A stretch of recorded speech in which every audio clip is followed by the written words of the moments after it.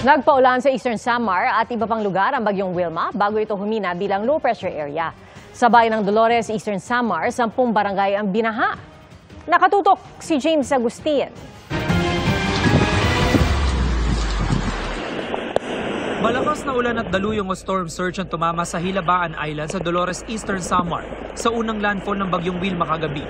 Nasa 47 bahay ang pinasok ng tubig, isang bahay ang nawasak. Ang worry lagi namin yung after typhoon.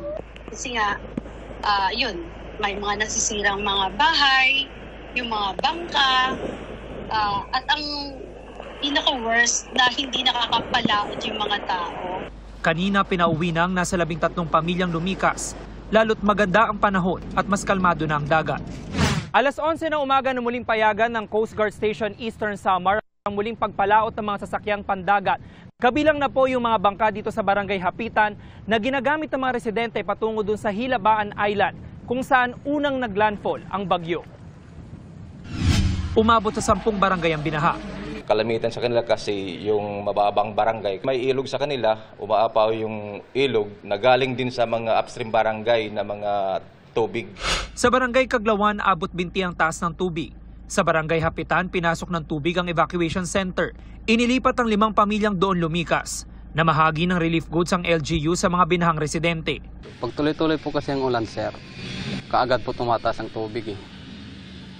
Kasi mababa po dun sa amin. Mahirap, sir, kasi lalo na ngayon, taniman ng palay. Sa Dumangas Port sa Iloilo, pila ang mga truck dahil sa kanseladong biyahe. Sa buong Region 6, mahigit 500 rolling cargoes at mahigit 1,000 pasaherong stranded sa mga pantalan. Niresume na kaninang alas 11 ng umaga ang mga biyahe sa dagat sa Iloilo. Landslide ang naranasan sa ilang lugar sa Bicol. Sa Santo Domingo, Albay, isang bahayang nasira matapos matabunan ng gumuhong lupa. Agad nakalikas sa mga nakatira roon. Nag-landslide din sa tabing kalsada sa ilang barangay sa Presentacion, Camarines Sur. Gayon din sa Panganiban, Catanduanes. Bumaha naman sa ilang lugar sa Pitogo, Lopez at Gumaca, Quezon. Pati tulay na nag-uugnay sa Gumaca at Pitogo, tumagilid at nasira ng masamang panahon. Para sa GMA Integrated News, James Agustin, nakatuto, 24 oras.